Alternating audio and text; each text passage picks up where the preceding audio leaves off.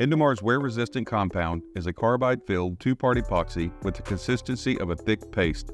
The compound can be applied to arrest pipe wall erosion arising from either internal or external forces.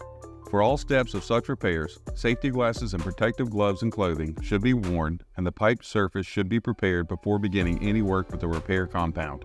The wear-resistant compound is prepared by combining and mixing the two parts of the epoxy. Empty the entirety of the hardener into the larger bucket holding the resin and thoroughly mix. Mixing is best accomplished with the use of a powered blade or paddle. Take care to scrape the sides of the bucket as you mix to ensure that all material is incorporated.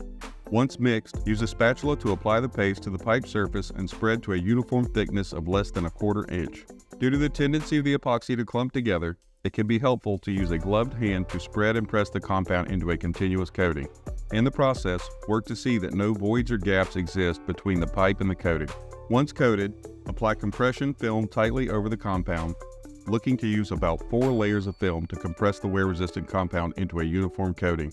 Consult the instructions to determine the anticipated cure time, which will depend on the pipe temperature. After allowing the epoxy to reach a dry-to-touch state, remove and discard the compression film. If thin strips of the compression film become cured in place with the epoxy, it is not necessary that they be fully removed. In scenarios where the product is being used to address internal erosion, the toughness of the wear-resistant coating is enhanced by the application of one of Indumar's composite wraps. Please consult wrap instructions or installation videos for those products and follow the prescribed procedures. If excess wear compound exists, allow to fully harden before discarding. Discard all packaging material and protective gloves in a suitable container.